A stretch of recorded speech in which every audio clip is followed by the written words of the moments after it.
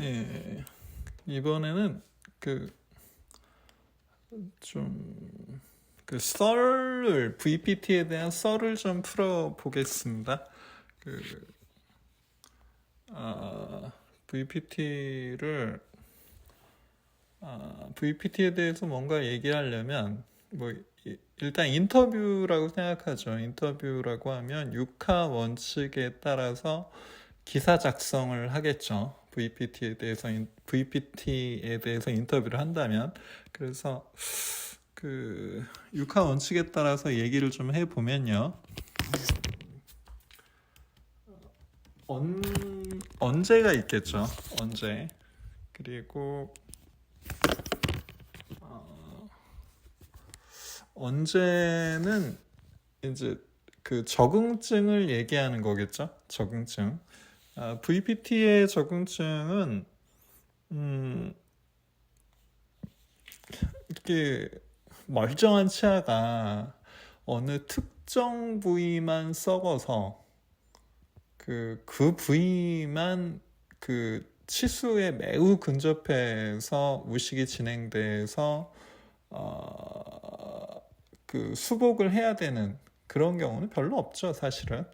그러니까 우식은 치아의 여러 면에 걸쳐서 동시다발적으로 진행되는 경우가 많고요. 그리고 더더군다나 크랙이나 파절이 그 병행되는 경우가 많죠. 그래서 VPT를 할 정도의 치아는 보통은 이제 크라운에 적응증이 되는 경우가 많죠. 더더군다나 이제 컨택 같은 거를 그 바람직하게 재형성하고 컨택과 교합을 재형성하고 막 이래야 되니까.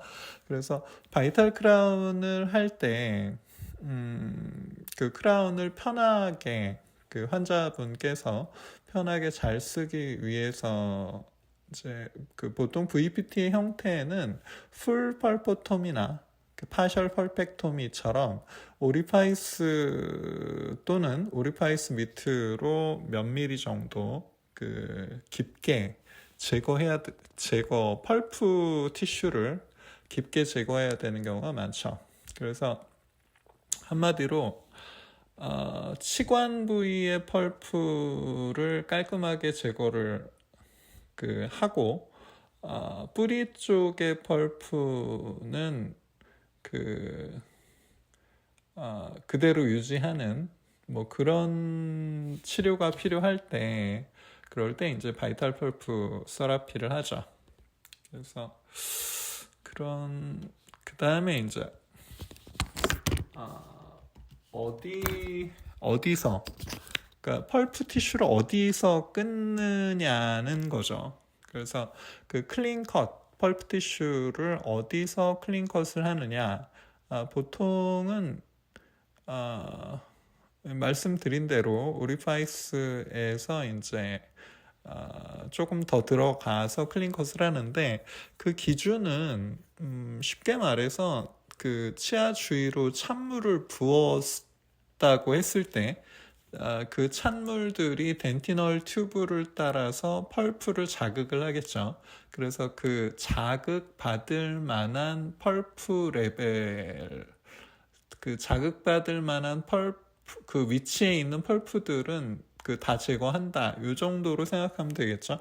그래서 프루빙을 해봐서 그 어디까지 제거해야 환자가 그 편안함을 느낄 것인지 뭐 이런 생각을 해봐야죠. 그래서 그런 것들이 있을 거고요. 그 다음에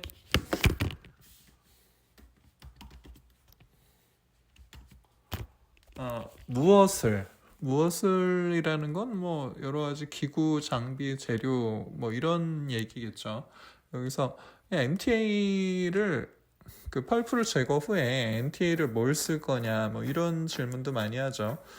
저 같은 경우는 그 메디클러스사의 원필 인젝터브를 쓰는데 그 전에 다른 제품들도 그 써봤죠. 그래서 한 VPT를 한 지는 정확하게 기억은 안 나는데 15년 이상은 됐던 것 같고요.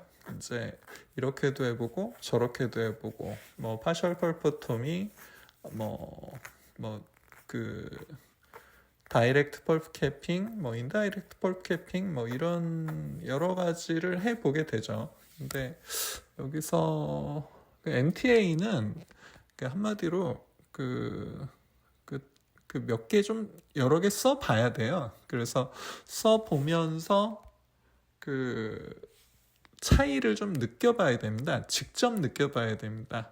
그러니까 그 어디 가서 강의 듣고 그 사람이 그 연자가 얘기하는 그 내용을 너무 무비판적으로 받아들이지 마시고요. 직접 복수의 제품을 좀 써보고 그거를 스스로 그 비교 평가를 좀 해봐야죠. 그게 그렇게 하는 게 아마 그 후회를 줄이는 그런 방법인 것 같습니다. 그 다음에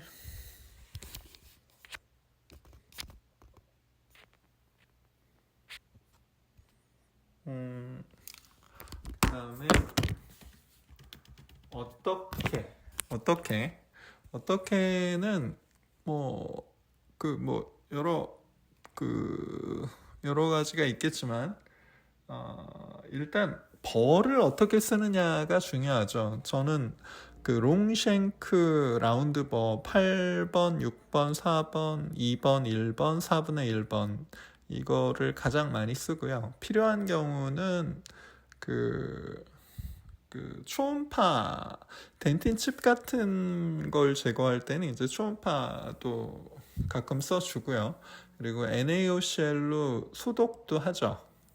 근데 거기서 메인은 그 롱쉔크 라운드 버로 펄프 티슈를 그 펄프 체인버와 오리파이스 주위에 있는 펄프 티슈를 깨끗하게 클린 컷 하는 거예요. 그리고 그걸 위해서 현미경이 사실은 거의 필수적이죠. 현미경을 써야 되고 하이스피드를 많이 쓰기 때문에 물론 프릭션 그립도 쓰지만 하이스피드를 주로 쓰기 때문에 그 에어 미러를 씁니다. 그래서 그 미러에서 이제 에어가 나오는 뭐 이런 거죠. 그래서 하이스피드를 쓰면서도 그 워터 스프레이로 그 미러의 시야가 가려지는 게 훨씬 적기 때문에 에어 미러를 잘 쓰는 게 중요하죠. 그리고 바이탈 펄프 서라피를 왜 하느냐? 이 질문이 옛날에는 이런 질문을 많이 했는데 요즘은 왜 하지 않느냐라는 질문을 생각해 봐야죠. 바이탈 펄프 서라피를 왜 하느냐라고 했을 때 그냥 구글로 AAE American Association of Endodontics AAE의 그 바이탈 펄프 서라피에 대한 포지션 스테이트먼트를 검색을 해보세요. 거기에 제일 잘 정리가 돼 있거든요. AAE의 그 바이탈 펄프 서라피에 관한 포지션 스테이트먼트. 그냥 한번 쭉 읽어보시면 이게 근관 치료 원툴로 과연 내가 환자에게 만족할 만한 진료 결과를 보여줄 수 있느냐, 개런티 할 수 있느냐라는 생각을 좀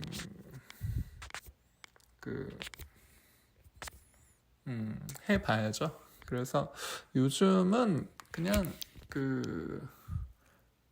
이 VPT란 치료가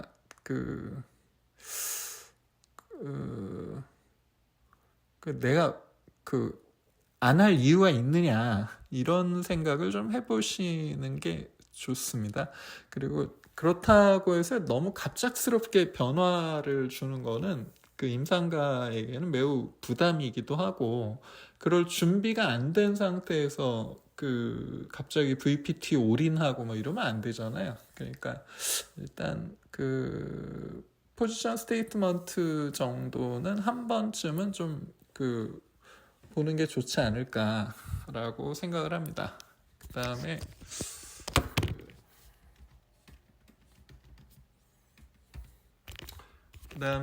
뭐 육하원칙이 뭐 언제 어디서 무엇을 어떻게 왜 누가 뭐 이런 거죠. 여기서 누구라는 건 이제 환자와 술자 둘을 생각해 볼 수 있는데, 그러니까 어떤 환자에게 이런 치료를 해야 되는가. 물론 뿌리 쪽의 펄프가 건강하고 뿌리 쪽의 펄프를 건강하게 유지할 방법이 방법과 가능성이 꽤 높을 때, 그럴 때 이제 하는 거겠죠. 그리고 이 진료에 대해서 그래도 이해할 수 있는 사람에게 해야겠죠. 그래서 바이탈 펄프 세라피 VPT를 해서 괜찮으면 그대로 진행을 하면 되고요. 혹시라도 불편하면